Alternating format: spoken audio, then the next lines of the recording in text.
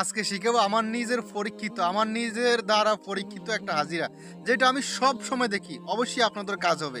আমি যেটা সব সময় দেখি, মানে অল টাইম যেটাতে হাজিরা দেখি, অল টাইম যেটাতে রুগীর রোগ দর্শন করি, রুগীর রোগ জানি, যে রুগীর কি সমস্যা হয়েছে বা কোন কোন সমস্যা হয়েছে, শর্টকাট যেটা জানি, মানে সহজে আর কি। এটা অল টাইম দেখি, সেটা আপনাদেরকে শিখিয়ে দিব, কিভাবে শিখাবো, কিভাবে করতে হবে, সব এই ভিডিওতে বলবো। ইনশাআল্লাহ ভিডিওটা সম্পূর্ণ দেখবেন, ভিডিওটা সম্পূর্ণ দেখবেন। এরকম মূল্যবান আমলগুলো আপনাদেরকে আমি এই ভিডিওতে শিখিয়ে যাবো।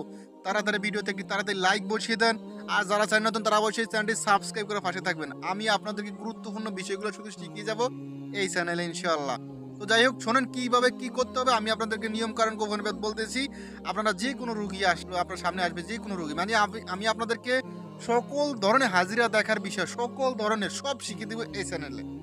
তো যাই হোক, কি করবেন আমি বলতেছি শোনেন। প্রথমে আপনাদের কাছে যে কোনো একটা রুগী আসবে। রুগী আসলে রুগী আপনার সামনে দাঁড়াবে। তো আপনি কি করবেন, রুগী আপনার সামনে দাঁড়ালে বা আপনার সামনে বসবে, আপনি রুগীর হাতটা, মানে রুগীর হাতটা বলবেন যে আমার দিকে হাতটা ধরো, ঠিক আছে? রুগীর হাতটা আপনার দিকে ধরবে, বলে হাতটা আপনি বন্ধ করে দিন, বলে এমনি বন্ধ করে রাখো। রুগীর হাতটা এমনি বন্ধ করে রাখবো। হাতের ভিতরে কিছু লাগবে না, কোনো তাবিজ লাগবে না, কোনো মন্ত্রতন্ত্র কিছু লাগবে না হাতের ভিতরে। শোনেন কথাগুলো আগে মন দিয়ে লাগে, আমি বলতেছি গুরুত্বপূর্ণ কথা। ভিডিওটা সম্পূর্ণ আস্তে ধীরে মন দিয়ে লাগে শোনেন। যদি টানাটানি করেন তাহলে গোপন ব্যাধগুলো হারিয়ে ফেলবেন। তো যাই হোক, আমি বলতেছি শোনেন।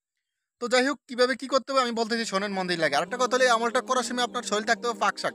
যে কবিরাজ, সে শরীরটা ফাঁকশাক থাকতে হবে, তাহলে এই আমলটা করবেন, ঠিক আছে? সাধারণ একটা সম্পূর্ণ, মানে সাধারণ একটা আমল, একেবারে সাধারণ, এটা সবাই করতে পারবে। সাধারণ মানে ছোট বুঝি না, বড় বুঝি না, বুড়া মুড়া কিছু বুঝি না, সবাই পারবো ইনশাল্লাহ। হিন্দু মুসলমান সবাই করতে পারবে, সমস্যা নাই। এটা সবার জন্য প্রযোজ্য এই আমলটা, ঠিক আছে? তো কি করতে হবে শোনেন। আপনারা সর্বপ্রথম মানে ওই লোককে বলবেন যে তুমি মুট করে রাখো, এইভাবে মুট করে রাখতে বলবেন, ঠিক আছে? ওই লোকের ডানাতে মুট করে রাখবেন। তো আপনি সর্বপ্রথম কি বলবেন, সর্বপ্রথম সূরা ফাতিহা পড়বেন। সর্বপ্রথম সূরা ফাতিহা কতবার পড়তে হবে, কিভাবে পড়তে হবে আমি আপনাদেরকে বলতেছি শোনেন। নিয়ম কারণ আপনারা যদি পালন করেন তাহলে কাজ হবে। নিয়ম কারণ শোনেন, আগে নিয়ম কারণ মন দিয়ে লাগে শোনেন।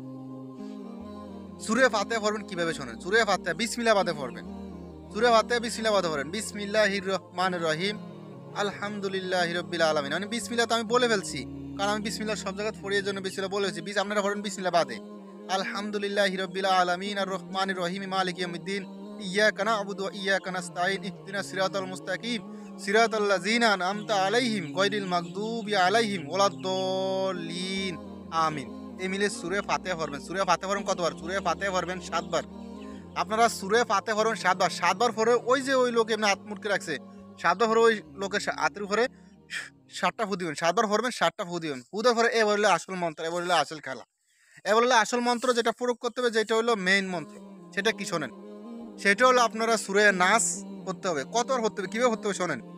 সূরা নাস, কুল আউযু বিরাব্বিন নাস, মালিকিন নাস, ইলাহিন নাস, মিন শাররিল ওয়াসওয়াসিল খান্নাস, আল্লাযী ইউওয়াসউইসু ফি সুদুরিন নাস, মিনাজ জিন্নাতি ওয়ান নাস।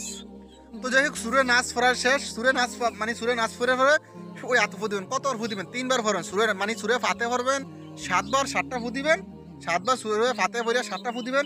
তারপর সূরা নাস 3 বার পড়ে 3টা ফু দিবেন হাতের উপরে, মানে ওই রোগীর হাতের উপরে। ফুদার পরে কাজ শেষ। এখন কি করবেন সেটা শোনেন। এখন কি করবেন সেটা শোনেন। এখন হলো আসল কাজ। এখন কি করবেন, রুগীকে বলবেন যে এখন তুমি তোমার হাতটা মেলে তোমার নাক দিয়ে সঙ্গ। তো রুগী যদি বলে আমার হাত থেকে দুর্গন্ধ বা মানে মানুষের পায়খানার গন্ধ আসতেছে, তাহলে আপনি বলবেন যে আপনার তো জাদু টোনা, আপনার উপরে জাদু টোনা করা হয়েছে, আপনার উপর কেউ নষ্ট করা হয়েছে, জাদু টোনা মানে বিভিন্ন কিছু করা হয়েছে আপনার উপরে। আর যদি বলে না ভাই আমার হাত থেকে কি মাছের ঘ্রাণ আসতেছে, তাহলে ওকে বলবেন যে আপনার হাত থেকে যদি মাছের ঘ্রাণ আসতেছে, মানে যদি বলে মাছের ঘ্রাণ, তাহলে আপনি বলবেন যে আপনার উপরে জিন ফরির আসর আছে, খারাপ খুবই বিভিন্ন জিন ফরির আসর আছে যদি মাছের ঘেরান হয়। আর যদি টয়লেট পায়খানা ঘেরান হয়, তাহলে বলবেন আপনার জাদু টোনা। আর যদি বলেন না ভাই কোনো ঘেরানি পাচ্ছি না, তাহলে বলেন যে আমরা ডাক্তারের সমস্যা, শারীরিক সমস্যা, আপনি ভালো একজন ডাক্তারের সাথে পরামর্শ করেন, ভালো একজন ডাক্তারের সাথে যোগাযোগ করে আপনি চিকিৎসা করেন, দেখেন আপনার শরীরে কোনো সমস্যা আছে কিনা। আপনার কবিরাজি লাইনে কোনো সমস্যা নাই। যদি মাছের ঘেরান থাকে তাহলে জিন ফরির সমস্যা আছে।